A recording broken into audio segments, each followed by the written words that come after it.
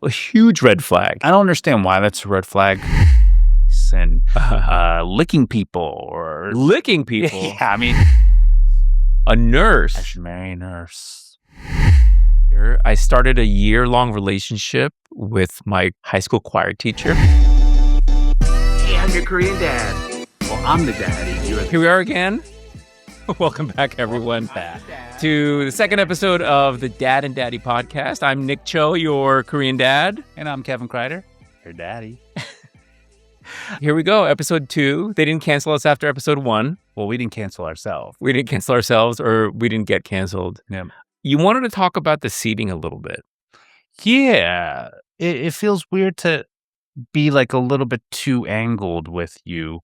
Angled? Yeah, it's like we're not facing each other a little bit more. You want to face more? A little bit, right? Because like how, like show me, turn yourself the way that you would want to be more. You want to be more like that? Yeah, right. So this is interesting. So I used to run coffee shops for like 20 plus years. Yeah, and one of the things I learned over the years. Can you see us in both? Okay, Kimmy. Yeah, you can still see us. That's good. Yeah, this still works. Yeah, I like this. Yeah, you like this better? So what's interesting is this is considered more feminine than what we were doing before. This? Yes. And especially with legs crossed, I'm going to assume. Well, too, right? Not so much that, but like if you look at women who are really connecting like friends, then what you'll see is they'll be like sometimes over a table, like kind of leaning in. I like that. Talking. Yeah. A lot of eye contact. Yeah, kind of looking into each other's eyes is sort of a certain kind of like intimate sort of space. Men like to do what? Watch sports together, go fishing. How are you sitting together when you're fishing, watching sports, or like going on a long drive? It's definitely not like this. Side by side. It'd be weird fishing like this. Looking kind of at, something together. Right. And it's considered, the word wouldn't be more masculine. It's more like a men's style because I think it's seen as less intense, less confrontational. Yeah. Or less potential for confrontation. Does your family do this too? I've noticed my family will always cross our arms too if we're facing each other. Or even on the couch a lot. It's like this. Maybe. You don't. Maybe. This Kimmy reminds me. You know what this reminds me of? What's that? The whole conversation. So I had to tell her after we were together for a bit. I told her, I said, I have to confess something that I'd seen YouTube videos about how to sort of be on dates. And one of the things was about body language, about how it subconsciously communicates more confidence to sort of be more spread out. Whereas like being more like this is sort of like a physical sort of symbol of like, I'm not that comfortable. Yeah. And so when I was telling her this, she was like, I didn't remember how you were sitting any which way. And I'm like, well, that's the thing. But it's allegedly, according to some of these things. And it was funny because it's like, I'm not watching YouTube videos to try to like, oh, I gotta, figure out like whatever game, right? But I'm constantly just taking in a lot of information. So I was watching a lot of YouTube and about relationships and dating, especially like I still watch relationship and dating content now. I'm not interested in dating anyone else, but I'm just always fascinated I'm super curious about people, relationships, like interpersonal stuff all the time. And so, are you trying to find out how you can become better at dating Kimmy? Well, at the time it was dating in general. I mean, of course, the question for Kimmy is, did it work? She's still there. She has a switch on her microphone this time, so you can just switch it on.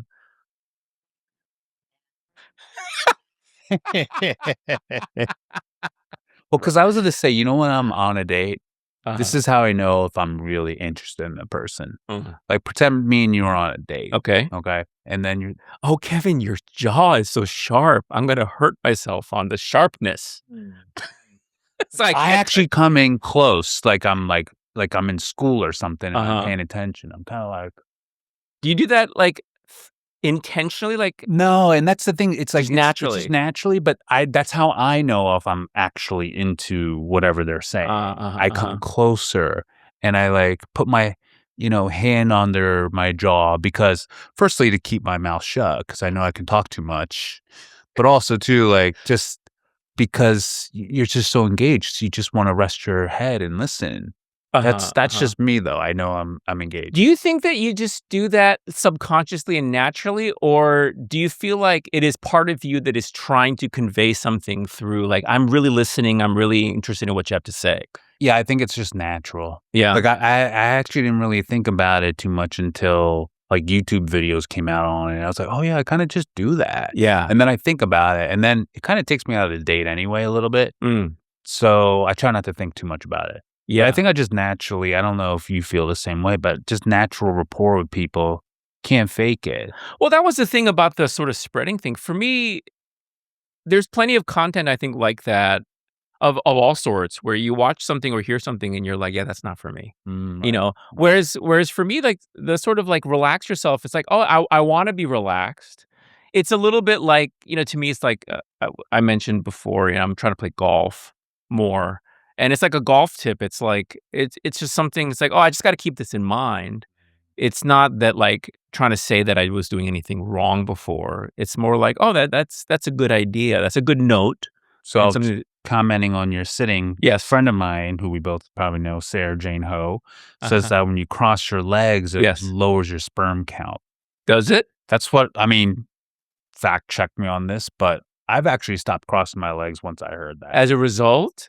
That makes Yeah. sense, but here's the thing, I had a vasectomy. Oh, so your sperm count doesn't matter. It doesn't really matter. Yeah. Yeah, Mine matters right yeah. now. Yeah. It does, 'cause you wanna have kids. Dude. I don't wanna have any more kids. It's weird, my previous relationship, I didn't think I wanted kids for a while. Yeah? Yeah, yeah, and it's actually funny because now that we've been, not in a relationship for a while, it's like, oh, that kick to wanna have kids again is coming back.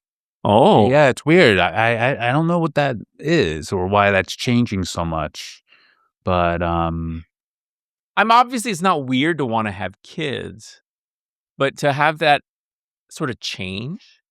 Maybe it's yeah, probably because you're dating now.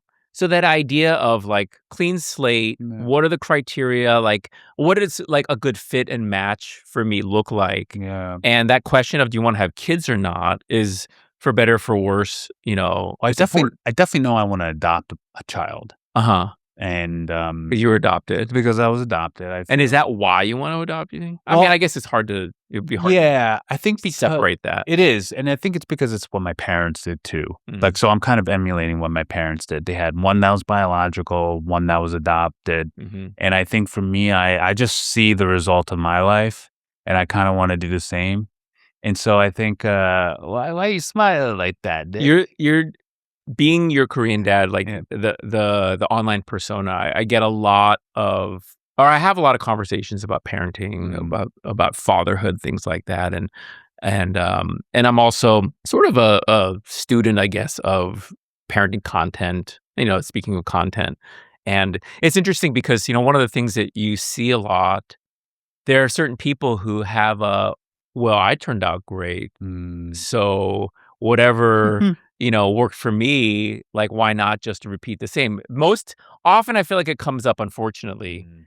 in the, like, "Well, I was smacked around or physically abused as a Right. kid or hit or spanked, and feel like I turned out great, so I'm gonna do that to my kids," you Oh, know, right, right. kinda thing. Or I see ones that are they would be great fathers and mothers, but they were abused, so they don't wanna think you know what I mean? They try to Mm, go away from that. I've had some relatives like that. I'm like, "Man, you would be" remember my uncle, I was like, "Dude, you'd be such a great uncle." yeah. I mean, sorry, great father. Mm. And he's like, I found out he didn't want to because he had such a bad father. He didn't wanna do the same. He thought he would possibly, do the same, and I was like, "Wow, he would have been a great dad." Especially the way things are now Yeah. with, the both sides of the whole, like, are we not having enough children in the world or in the country or, like, whatever conversation, as well as the world is overpopulated, conversation, like, all these things.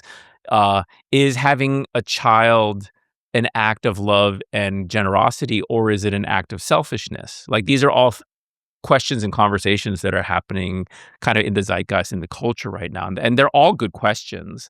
So that all said, I feel like having had two of my own kids, being a stepfather now, and then having like 4 million plus internet children out there, that their Korean dad.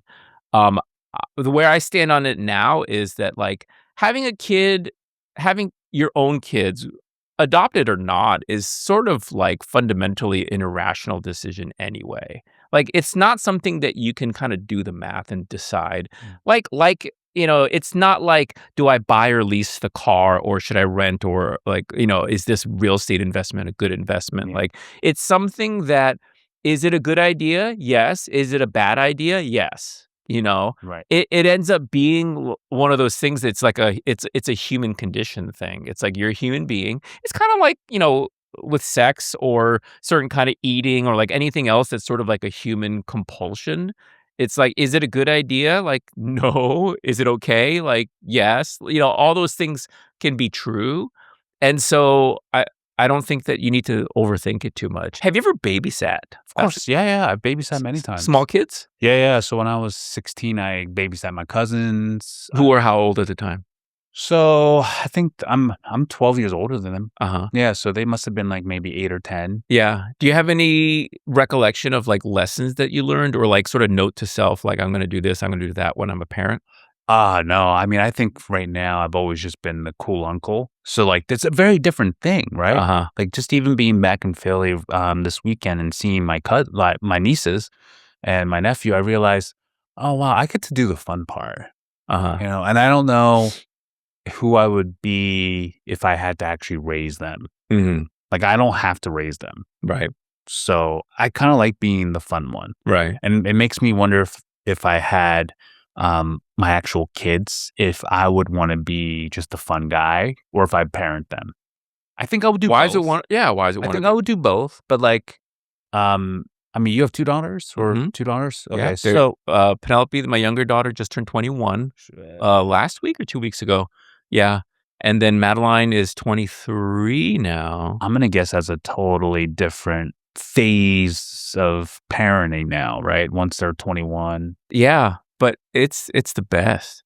They're the greatest, and it's been so. I mean, I wouldn't be your Korean dad if not for my children. Not only were they the ones that sort of encouraged me to get on TikTok, but like everything that you see, people see in the content, like that's just the kind of dad I've always been. And that's what you learned along the way.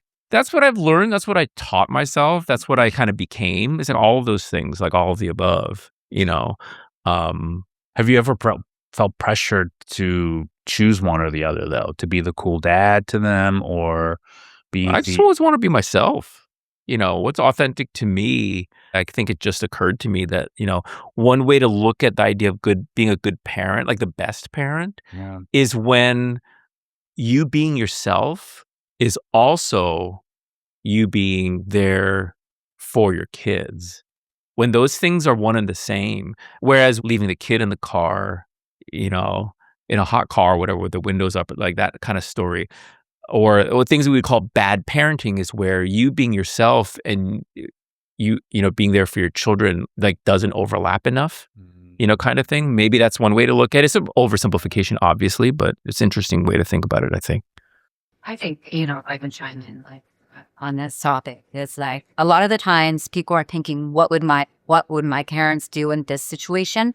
When in actuality, what you should be asking yourself when you're in a therapy goal is putting yourself in that child's position. Like when I was a kid that age and yes, I was experiencing sickness, what would I need in that moment? Yeah. Yeah. That's so much better than what you look into your parents and what they would have done as opposed to what would I have needed when I was that age in that situation. Well, it's funny you say that because I think I would raise my kids differently for sure. For 2 reasons. One, I want them to look like me. Mm-hmm. What I mean by that is like Asian. Right. Or they could be half Asian, something, right? Just somebody who's a minority of some sort, but like just somebody who's not 100% white. And I think that's a different type of parenting, especially in a world where race is a big thing. Race is a big thing. I think too, I mean, I think it goes back to this. I think it'd be a waste if I wasn't a parent. A waste. Yeah. Yeah. Yeah, because I think I have a lot of wisdom and experience and life lessons to learn, especially for other boys, right? Like my nephew, I see him being a little wild child, and I teach him some things, but like unintentionally, because I just see him doing things like being a wild, hitting and not being aware of his space and licking people or Licking people. yeah. I mean, I think he just licks our family members, but it's just like I know how to be playful, but I also know like, hey, it's lesson time, But I don't know. I just think I'm just letting the lick thing, the joke, just the double entendre. I'm just letting it go. Yeah, just I think for the record. I hope and I think I would be a good dad is what I'm saying. I think I was raised well, but I also think I've gone through a lot of shit that I can also help the next generation. Yeah. Like I said, Plus, in a way that's not a rebuttal at all, Right. right? Like having kids, I don't knowing 100% that me thinking about these things doesn't like risk them disappearing like Back to the Future style, from existence. That the flip side of it is, man, like looking at the way the world is with climate change and the political stuff and the economic stuff, and just like, especially, having daughters, that are young women, and with, everything that involves being a, young Korean American woman, or as they're going to get older, it's like, well, what kind of world did we bring our children into? Was it really the responsible choice to have a kid? There is this kind of existential dread feeling of like, what do we do? Like, what was it fair to bring more children into the world that now have to experience, like, I'll be gone, we'll be gone, Right.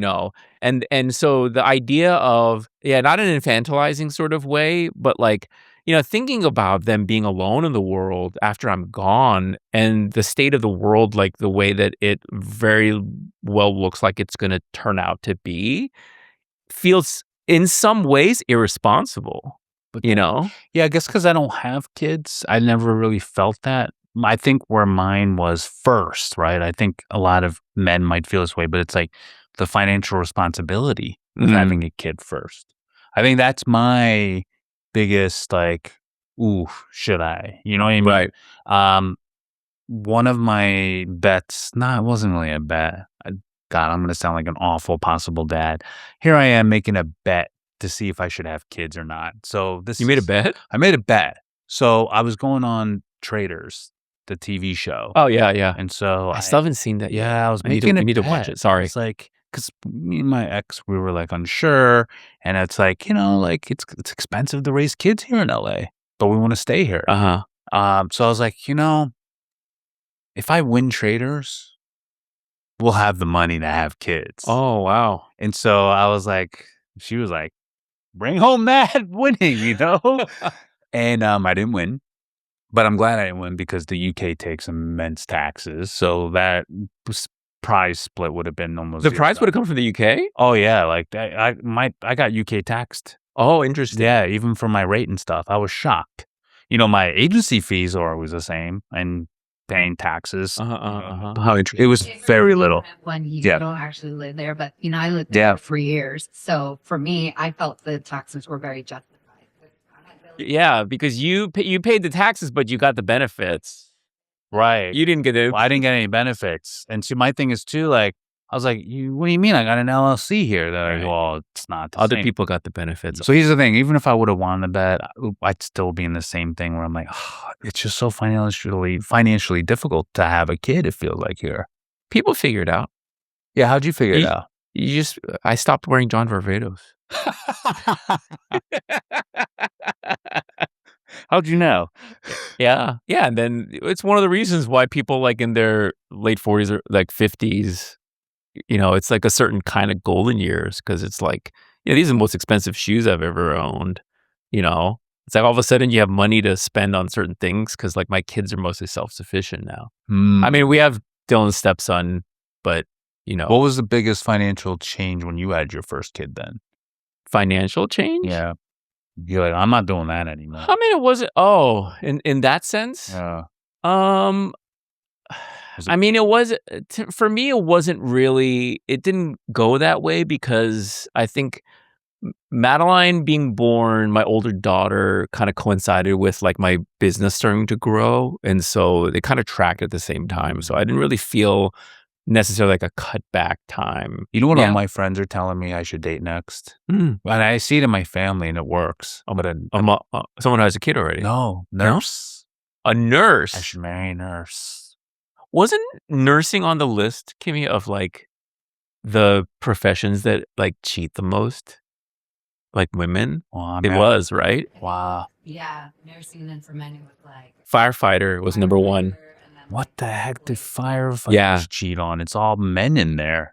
I think it's prone to cheat because they work very like a risky job, and that well, working a risky job also means that you're someone who tolerates that kind of risk in your life. Oh, interesting. Yeah. Okay, I get that. Nursing, I'm not so sure why there's a correlation. I think it's because it's what I've heard about doctors is so stressful there, and you're doing long shifts. It could be. So that's I what I don't was know. saying. It's in place. Yeah. Maybe.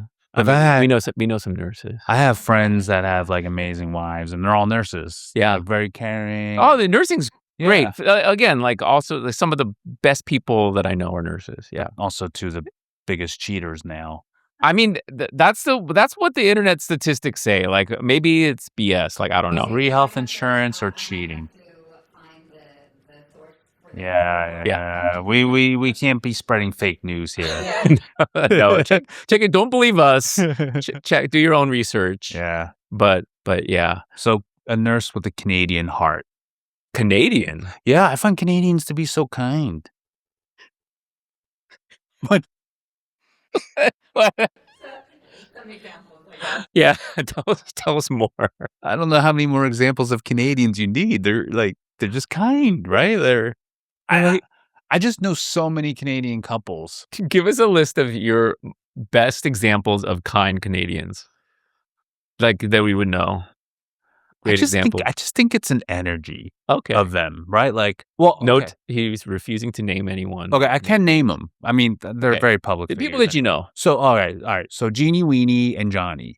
So, Sandra. Sure. They're a Canadian couple. Fantastic. Love them. Yeah. They're one of my favorite couples, right? Yeah. I mean, I guess, are you guys Canadian? But you guys don't feel Canadian to me. Me? Yeah. No, you don't. No. No, that's not. It's not. I guess I'm. No, we're not kind. I'm also. I mean, we're both East Coast. There's a more innocent feel to Canadians, if that makes sense. You know? I think I can relate to it. Like it's like first going to England. Yeah. It was a different vibe there. Yeah. Come on. It's a different culture. More warm. Yeah. kind, yeah. It's more pure or something. I don't know what it is. Like Genteel. Yeah, genteel. That's a good word. Yeah. Genteel is not a good word. Oh, it's not? It's a double-edged sword kind of word. Oh, because it's tied to religion, right? No. It's more like genteel is like a certain kind of nice Oh, okay. and polite, but it tends to also be like, you better follow the rules. Like this is how we act. This is how nice people act, and tends to be very sort of equated with like upper class, like white culture. Okay, these Like we don't do that. They're not. We don't hold ourselves this way. Kind of attitude. I mean, I guess I'm judging based off of them mostly.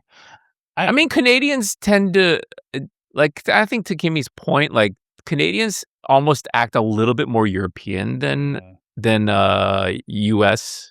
Americans are. It's weird. Speaking of another Canadian, it was a Canadian guy who just literally texted me just recently. Like just a friend that I haven't I like talked how to. you're for a keeping long notes. Do you have like a little country flag next to people's names in your phone? I just remember going to Vancouver a lot Uh-huh. because that's where him and his partner were. And his partner was in the beverage company with me when I started my beverage company, Sans, a while ago.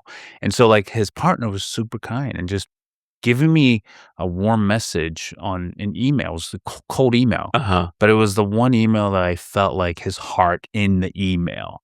It wasn't just a fan email. It was like, and still to this day, I still get great messages from him. There's just a warmth that I really like from that. And that's two. Is that enough for you? Sure. Okay. Sure. You win. Like, So yeah, I drop think the gavel. a nurse. Canadians are nice. Oh, Nurse with a okay. Canadian heart. That's what I think. I can describe the next relationship. During the break, Kimmy had a question to ask. Well, I was just trying to get us, to kind of come back in with, topics that we wanted to cover today. And I think what would be interesting is to talk about, dating and what that looks like. Where are you meeting people? Are you on, dating apps, Yeah. sliding into DMs? Like, how is that going? How do you prepare for dates? How do you think about like where to go, what to do?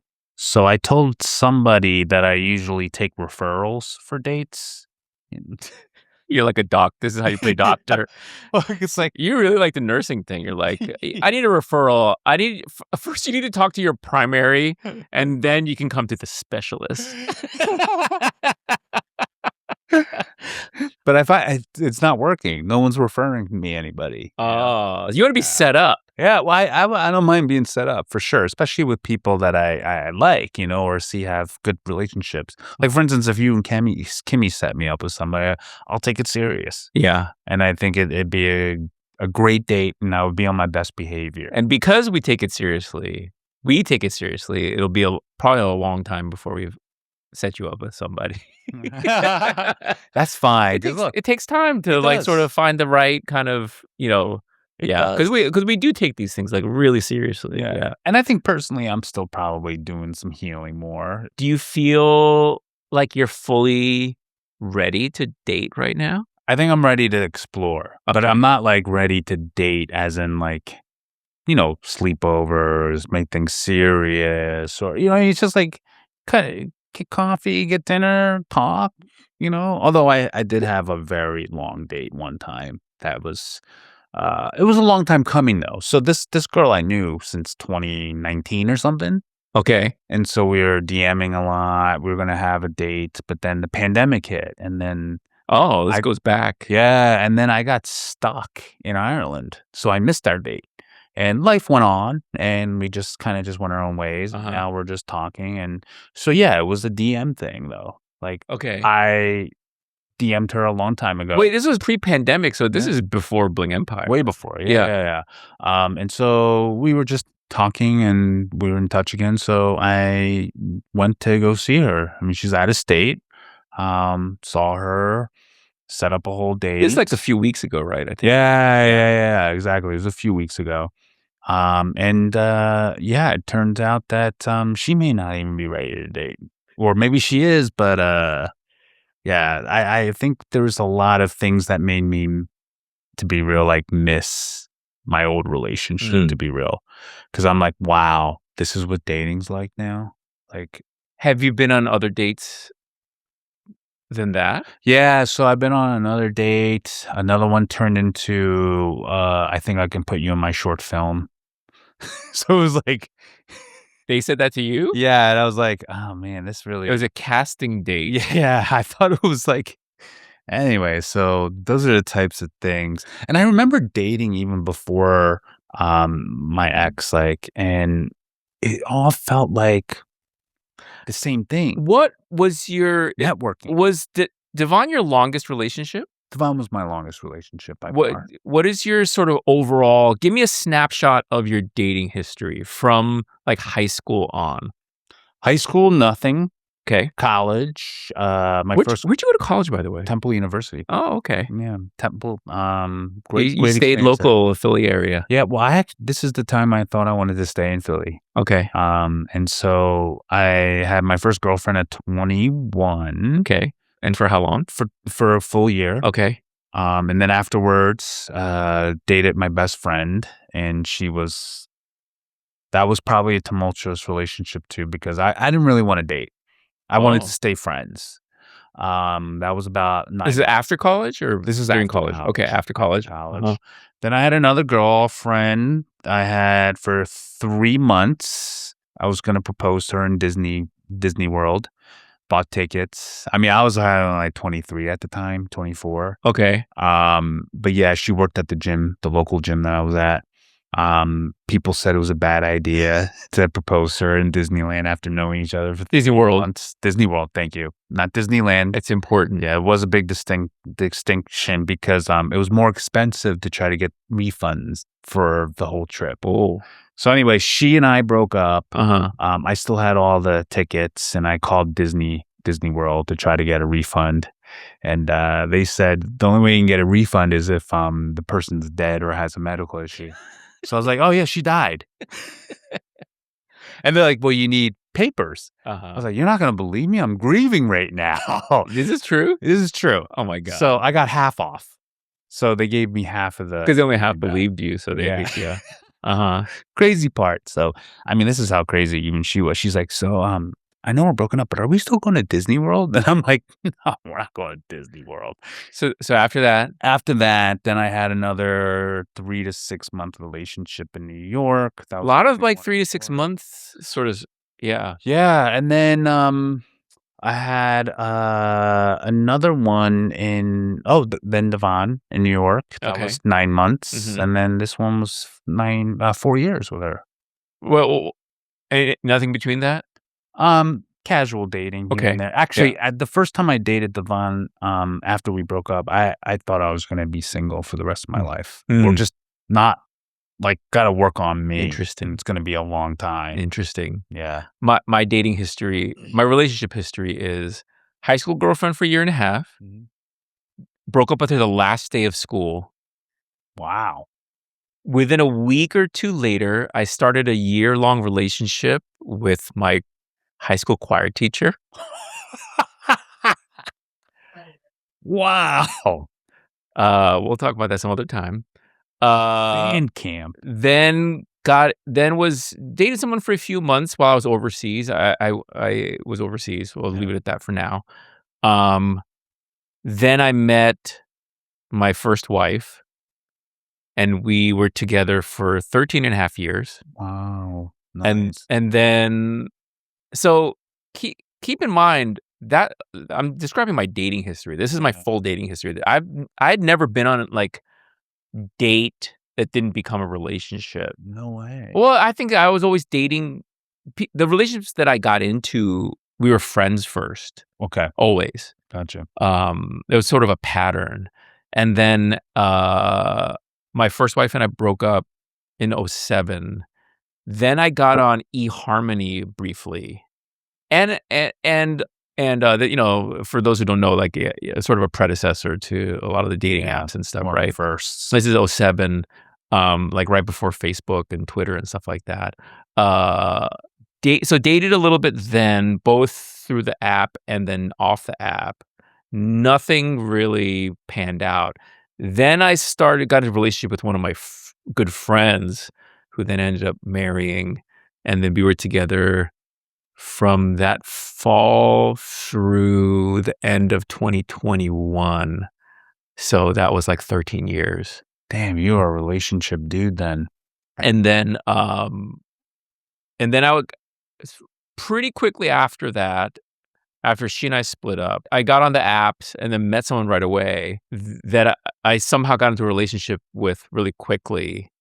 And then we were together for like 7 months. And then I broke that off.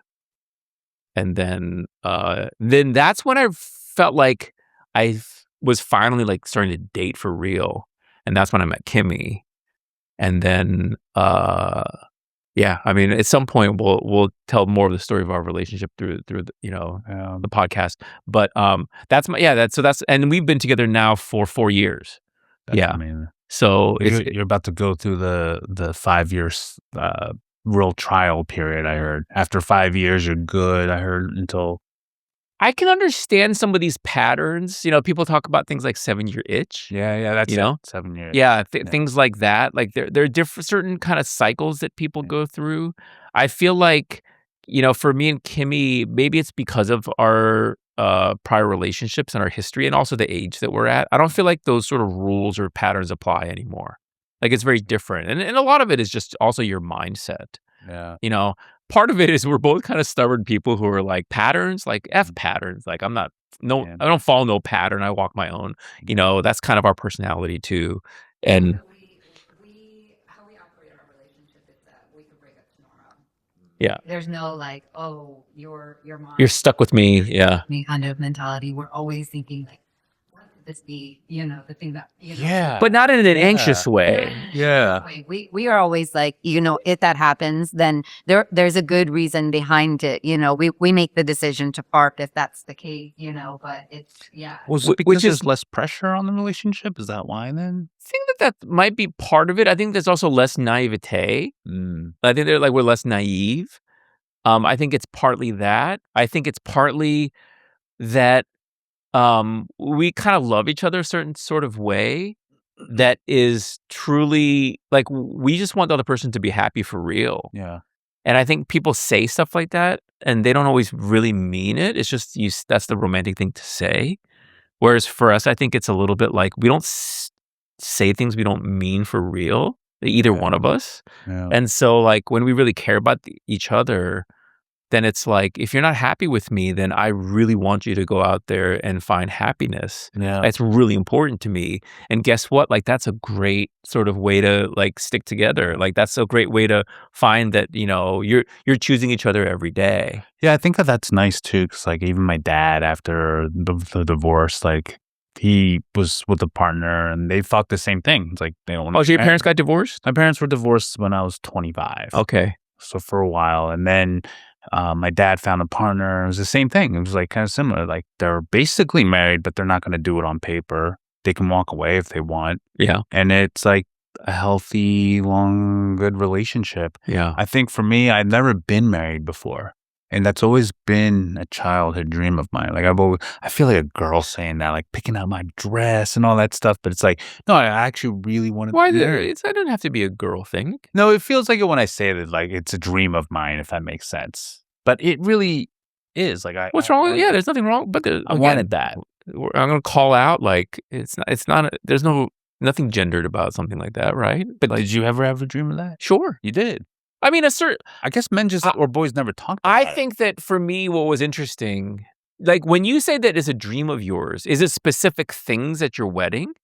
No. Like I'm going to wear a thing and we're going to have this and we're going to have that? Or is it just the idea of it? idea. Yeah. Yeah. Because I feel like for me, and this is like, again, we always talk about men and masculinity stuff. Like for me, part of the wedding dream for me was like, I want to like make an amazing wedding happen, for someone I care about a lot and all my family and friends and, whatever. Like for better or for worse, like Kimmy never really got to have, she's been married once before, but never really got to have like a wedding, right? Yeah. I've planned 2 weddings now, and and mostly planned them myself.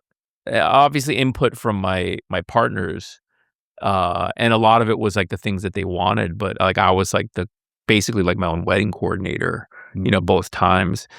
This time it'll be different. Kimmy is the coordinator type, but also it's like, but it's the same thing. Like the thing that will persist and continue through all of it is that like I'm not a bystander or just like a participant. Like I'm there to like make things happen, and that's part of the fun, I guess, for me, and to be able to get to do it together, it's gonna be really fun. Yeah, I think too. I mean, you guys have been together for 4 years. I think recently dating has been even more challenging lately, just because I know for me, being sober, I always thought would be a turn on to a lot of girls. That they would think it was cool. Yeah, Mhm. I mean, because like now most people don't drink anyway. Yeah. But they think I do drugs or other things. So it's like, yeah, California they think I do sober. that, and you don't even do that. It's like, oh, but I want you to do drugs with me. Like I don't think you're an alcoholic. Like, do Wait, these this things. is it a was- conversation you've actually had? Oh, I've had this conversation with that girl that I went to go visit. Yeah, it was a big thing for her to, I should drink with her, or she doesn't think I'm an alcoholic.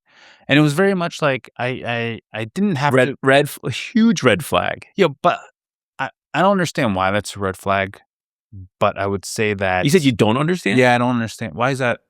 Because overstepping your boundary or who you are. Well, Your sobriety. Right, but the way I try to describe it to her is this. The reason why you don't think I am is because I did the work and it's worked. Like, I should not come out of AA Hold on and a you second. think I'm an Wait, alcoholic. if that makes wait. sense. Let's back up a little bit. Yeah. Because this is important. Okay. So this person knows that you're an alcoholic and that you've been in AA and you've been sober for again, how many years She again? knows I'm sober. Uh-huh. She knows I've gone through 12-step and AA, but she doesn't think I'm an alcoholic. So, her response to this was like, yeah, but I don't think you're actually an alcoholic. Yeah, that's exactly what happened. Yeah. That was pretty good. That was you a know. good impression. Yeah, kind of thing. She sounds much sexier when she says it, though. I hope so. Yeah. I hope so. But like with so many conversations when we talk about other people on this podcast, like I'm in a way I'm less interested in her and what she said. I'm very interested in the fact that you don't identify that as a huge red flag.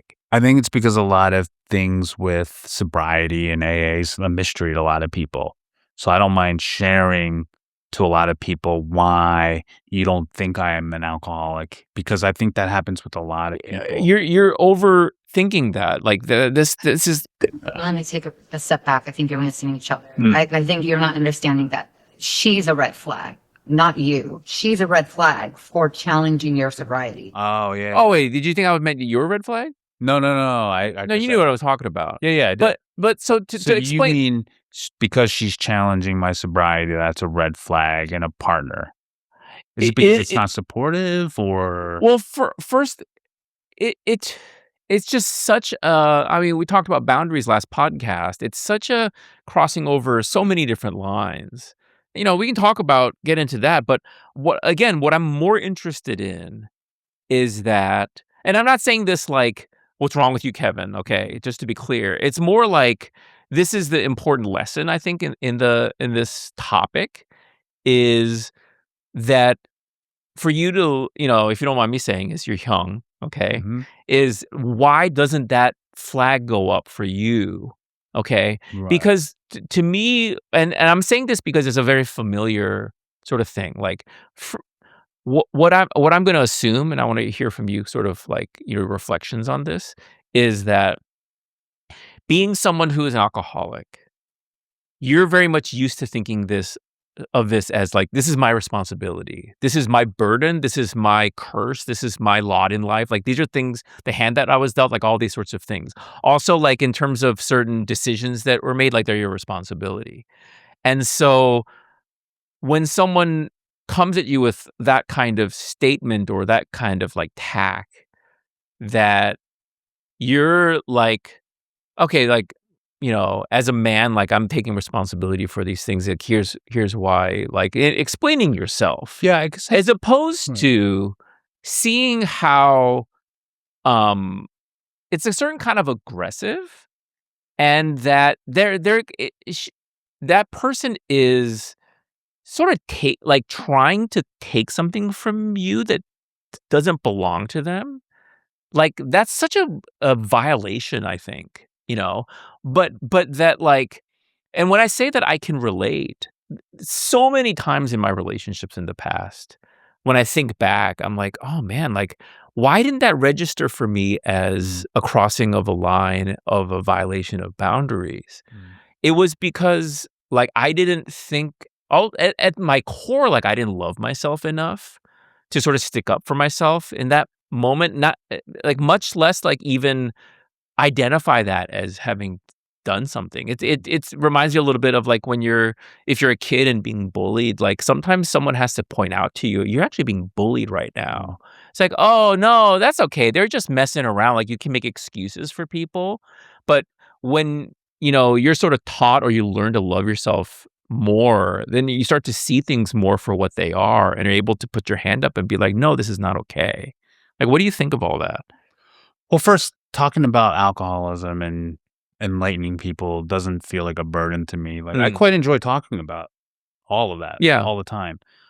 But I also think it didn't come across as a red flag to me. It's because there were so many other red flags. before that already. Okay. Like, that was kind of the last night. I was like, all right. Okay, fair enough. Yeah. There was so many other red flags that, Uh-huh. I mean, the first date we had was taking her out to dinner was a red flag. Yeah? Yeah, I mean, like what? well, apparently the next day I found out she was talking to somebody and the person was really nice to tell her. He's like, well, she thinks chivalry is dead. I was like, okay, what happened? Oh, it's me? She thinks chivalry with me is dead? Like, flying there, picking her up, finding a place to eat. Was Like, the white horse that you rode in on, not white enough? it was a white car too. That's crazy. Oh, Yeah. okay. Uh-huh. I was like, wow, I'm really putting an effort out of this. Like, what do you mean chivalry? So I found Did you not out. show up with the rose in your teeth or? Well, I thought rose would be too much. I even asked her, right? And so I thought, what would I do? And apparently it was how I held the door for her. She thought chivalry was dead. How did you hold the door? Well, so I was, there was a guy in front of us with a family and he's like, come on in. Like, and I was like, no. Cause in my mind, I'm like, I know how to hold a door for a lady. You don't have to. He's So like, then you're like checking yeah. the butt. Yeah. This guy was like, no.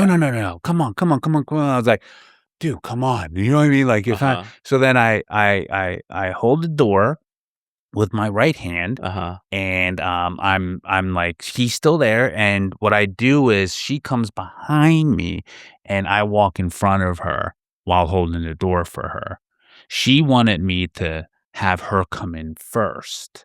She wanted you to do the thing where you hold the door back and then Yes. entree milady. Even with the hand. Yes. Right. Even with and a little bow and a curtsy. Yes. And then she can saunters through. Instead, what you did was you were pushing from the inside out. Yes.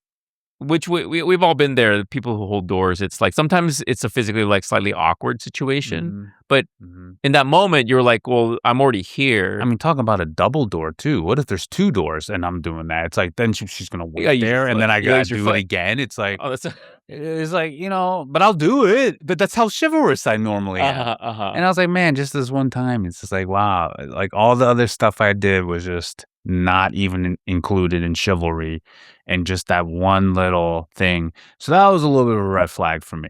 Because I was like, wow, I really, I wait. So, but this is something that they mentioned to somebody else. Yes, and I found out. Interesting. Yes. And so that was really tough to deal with. And by the way, I joked it off. I was like, next door, I'm over exaggerated. Like, no, you first, please. Like, and so she thought it was funny. After you found out about it. Yeah. Because we talked about it. Because I was like, come on, like, give me a little bit of a break here. Is that what you said? Yeah, I was like, there was this guy, and I was explaining the situation. Plus, I was like, it was my first time at this place. I'm not used to this. And by the way, this place doesn't even make reservations. So I'm thinking, do they even have my reservation? There's a lot going on in my mind. And so just to like let her know, it wasn't out of ignorance or that I don't know how to hold a door for someone. Can I interject again with another sort of like piece of feedback about that? Yeah, please. Consider the idea that you don't have to explain. That it's a piece of information you take in, you go, okay, and process it yourself.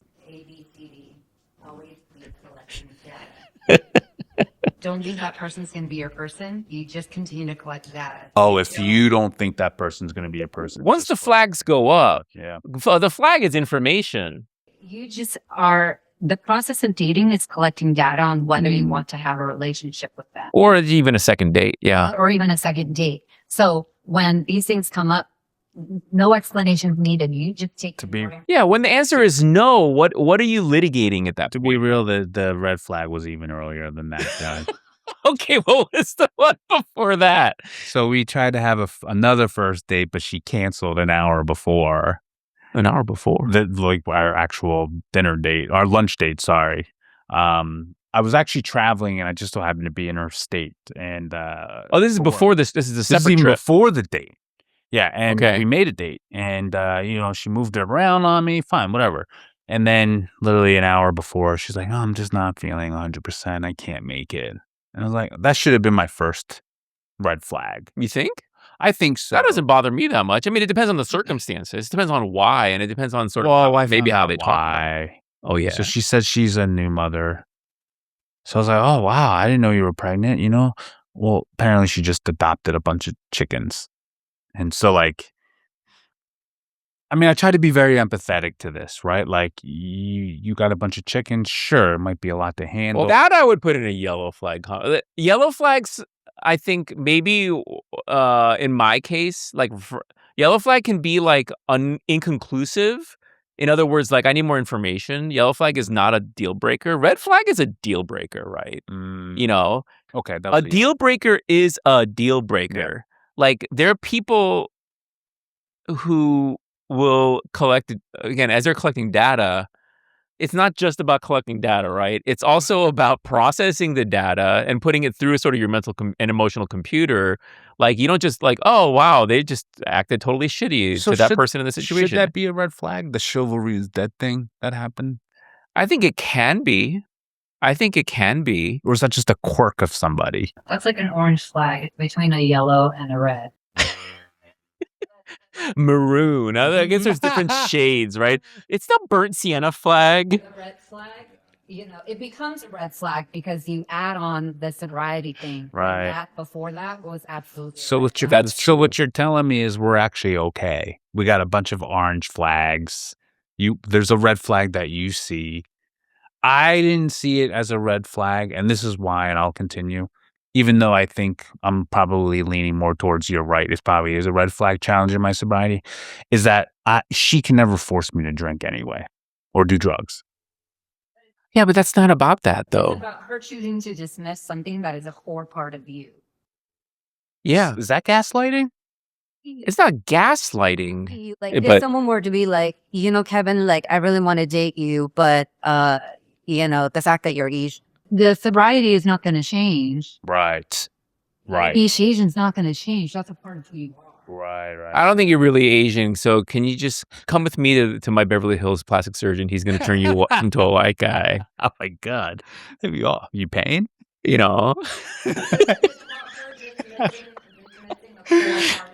I see what you mean. It's almost like if somebody's also relate to this, like when I talk about Asian masculinity, and like there was a long period in history of us Asian men in America being emasculated. That's like people saying, no, that doesn't exist.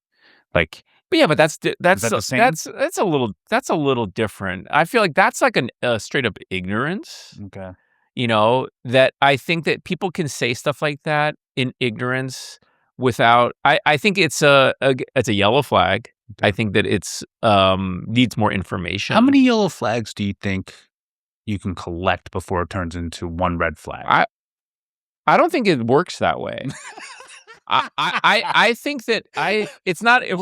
We really got World Cup soccer on the mind. I don't think that it's a situation where I think that you can have lots of yellow flags. I think that like yellow flags can come up almost every day. Can they turn into green?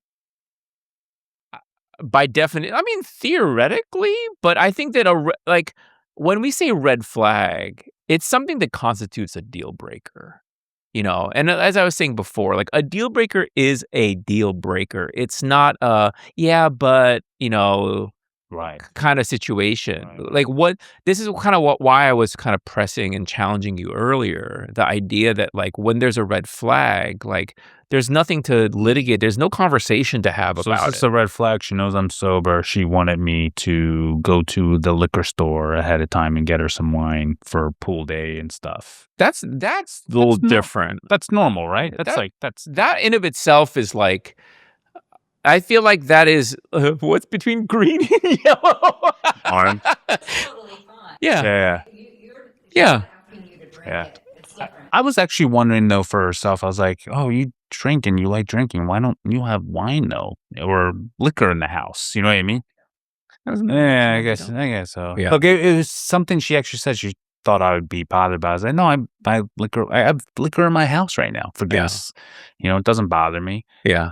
But you do? Oh yeah, of course. I mean, because I'm not against alcohol. Yeah. I just know I can't. Yeah.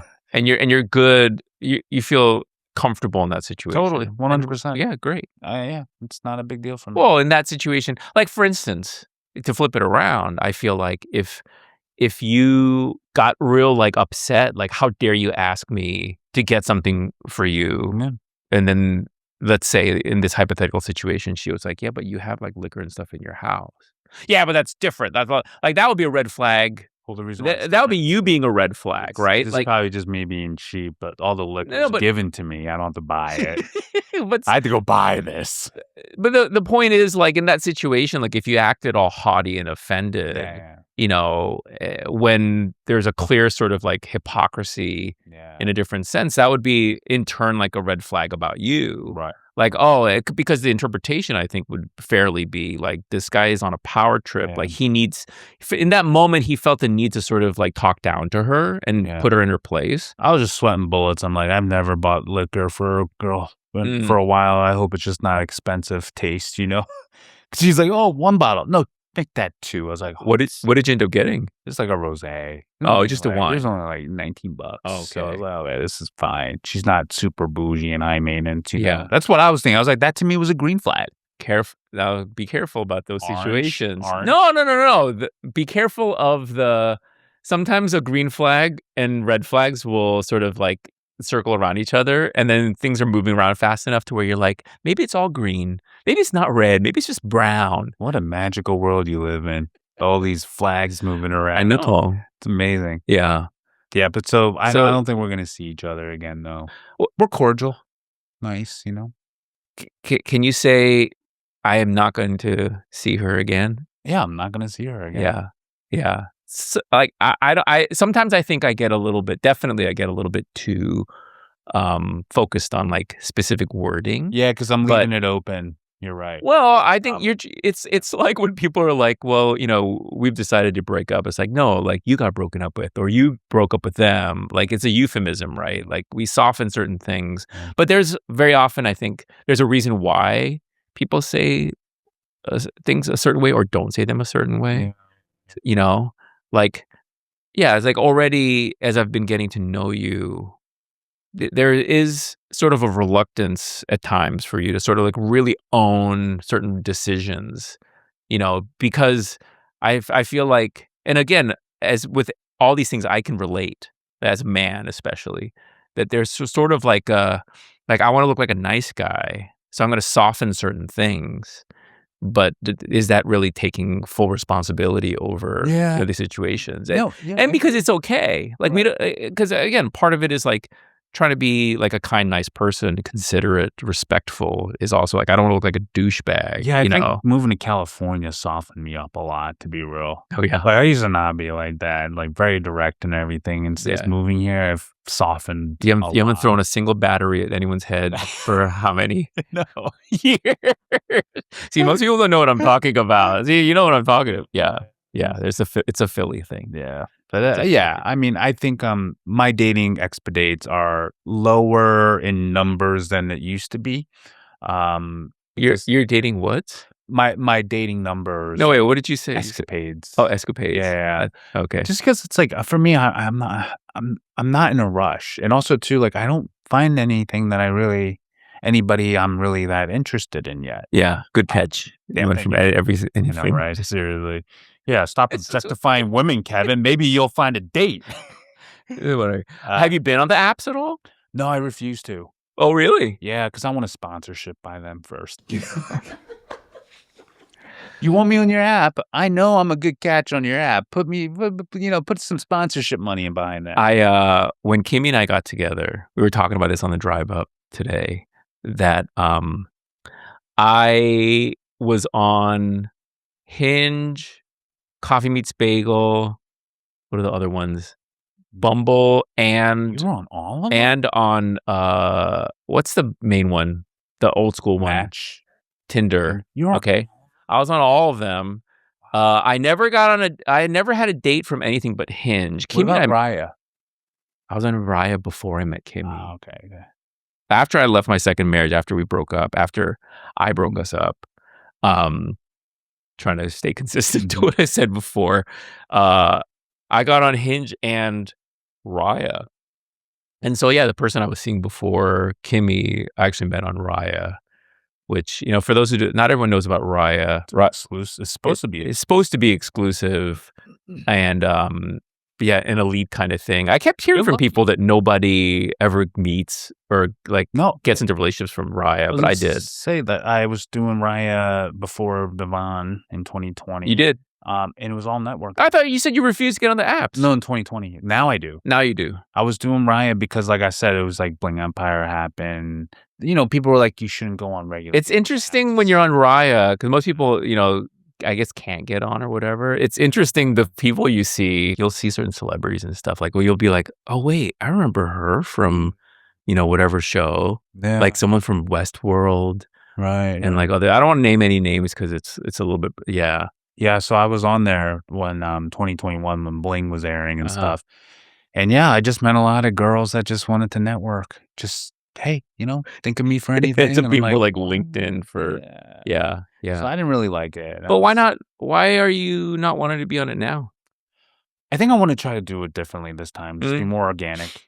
I mean, I keep hearing from people and online a lot of chatter about how like the dating app sort of economy or the experience culture is like not really good right now. Yeah, I want to. I don't really understand what's changed, if anything. And just meet somebody and ask them out. Yeah. I was the one that wanted me to be in her short film, right? Like, just met her at an event, just got her number, text her, just asked her out for coffee, Then it turned into a work thing, but. That's how I just want to try to do things for now. I mean, obviously I say that, but I've met girls or at least talked to girls online and stuff too. People who show up on my feed or whatever. But yeah, that's not common. Let's just say that much. I'm so interested in this podcast and the conversations, like playing a role in your kind of dating, like future, like from this point. The future.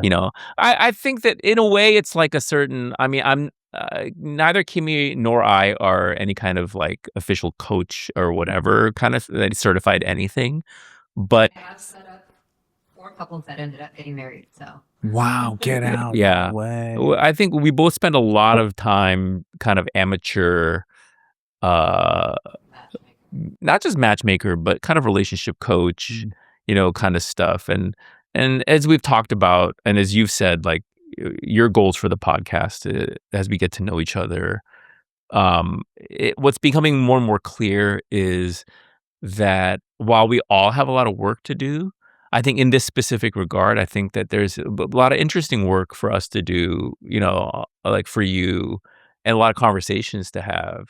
Because again, like this conversation about like, why did that not register as a red flag, I think is more interesting to me than anything else, and more interesting than why it was a red flag, for instance. I think everyone else is focused on what the red flags are, whereas a lot of times it's like, if a red flag is a deal breaker, then why did I let these things continue? And in your case, and again, having been there myself, like why feel the need to have a conversation about it, to sort of like discuss it and defend yourself when someone's showing you a thing is maybe the better option to just be like, okay, I hear you. There's no need to agree or disagree, collecting information, and you've made a decision for yourself, like, how this is going to go for yourself. I mean, this is a really nice way of Nick saying you have a lot of work to do. We all do. We're going to need at least how many episodes? I mean, when I say that I can relate, maybe more specifically, like I've been here. Like when I talk about journey of self-love, like this is exactly what I'm talking about. Right. And this is what I was talking about before. Like you've already been through this. Yeah. Or at least I hope so for. Yeah.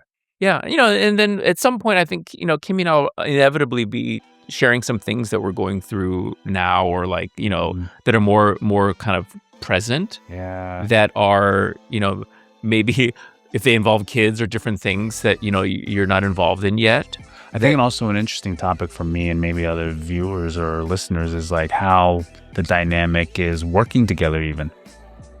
Well, this is the only kind of working together. Well, I mean, in the future. Back on certain, brand deals, projects and stuff like that. But yeah, also too, like I'd love to hear stuff like that too, because I think it's going to come up in my life anyway. Yeah. Good stuff. Yeah. Yeah. Thanks for the chat. Awesome. Yeah. So Thanks, Dad. Yeah, and thanks everyone out there for tuning in for this episode of the Dad and Daddy podcast. We're kind of working on the website stuff right now. I don't know if it's going to be up and running. The dadanddaddy.com is not up and running as of this recording, but hopefully it will be soon.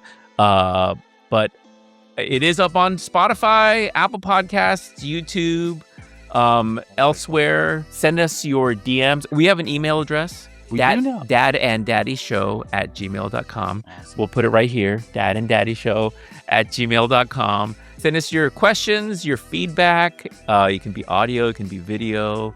In the meantime, on behalf of super producer Kimmy Chan and myself, I'm Nick Cho, your Korean dad. And I'm Kevin Kreider, your daddy. Okay, see you next time. Bye-bye.